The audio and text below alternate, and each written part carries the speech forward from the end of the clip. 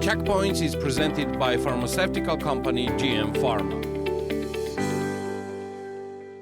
Thank you for your time. And I really want to talk about the book, Common Sense Economics. What's it about? What are your expectations, and what do you think it will be useful for the audition? Okay, great. Thank you for the question. Thank you for hosting us. Common Sense Economics, What Everyone Should Know About Wealth and Prosperity, is a book where two lead authors, James Gortney and Rick Stroop, took it on themselves to find the key core principles that could help everyone live better and more comfortably. And what we did is we scanned major economic textbooks and we found some core principles that are useful for those individuals who want to learn more about the science of life and choices. John? So the book is broken down into 4 parts.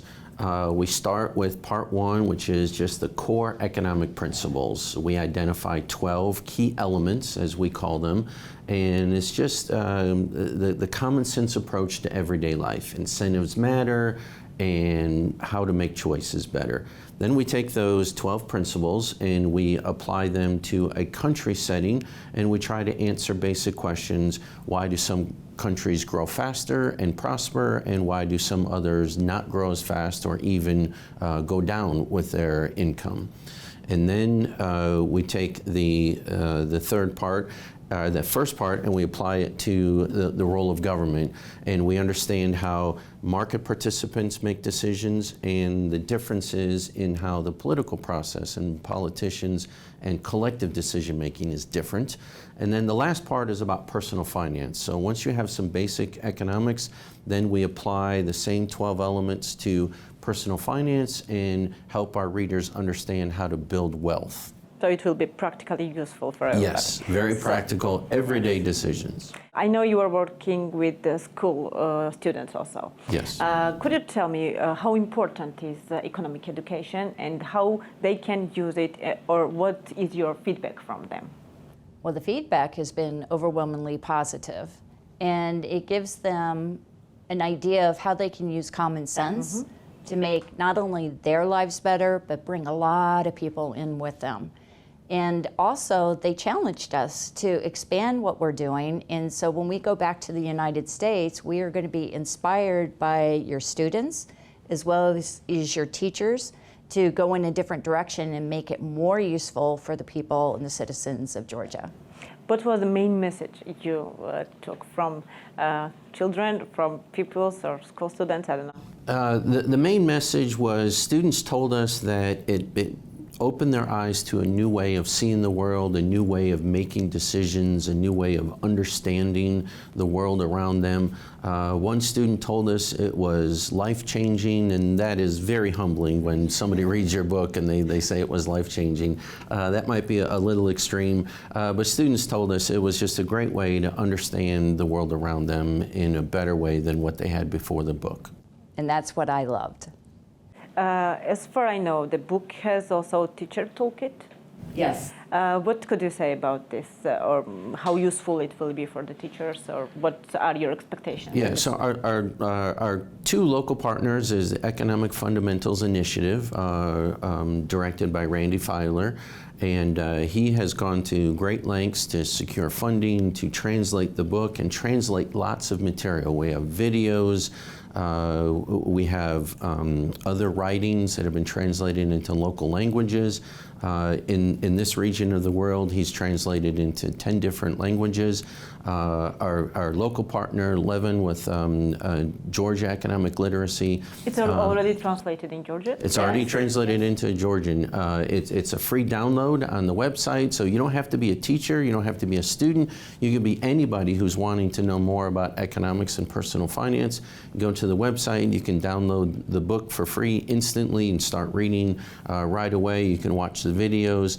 So the resources, we're trying to add more every week. And if anybody has any good ideas, or if you see something that you think would be helpful, send it to Levin, send it to Randy, and we'll make sure we look at it. And if it fits within the project, then we'll get it translated. So it's widely useful. I also want to talk about Economic Olympiad. Okay. how is it going? What was your expectation, and if it's met already? It's exceeded our expectations. We have 200 students who have 200 schools. 200 schools Not who have, students. 200. Yeah, 200 schools, 1,200 students. and there'll be a competition for the best of the best. And that's in this space because we want to make economics accessible to everyone. So it's not just kind of like cornered in a math class or in a science area. Most people only have one point of contact with economics. So why is it that we want to bring our students and our young people here? Is because we want to give them hope in the future. And it's through their decisions. Their most valuable asset is to strategically and purposefully choose, how to make themselves better and others too. And what's your opinion about this? What was your expectation? It's exceeded expectations. I mean, and I had very high expectations because I have a lot of faith and trust in our local partners.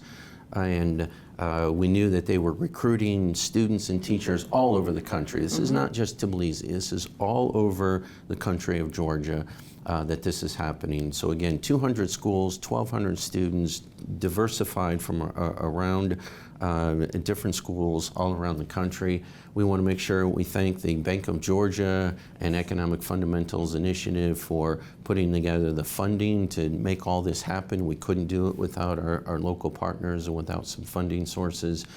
And the number of students has just been tremendous. And we hope to grow more next year. So if students are interested or if parents are interested and want their students, follow the Georgia Economic Literacy website and talk to your teachers, talk to your school, and get involved next year. Why is economical education important? Like maybe 3 points you can. Starting with, every decision is an economic one. Even though it may not involve finances, you're still making use of your time, your talent, and your treasure. Do it in a purposeful way.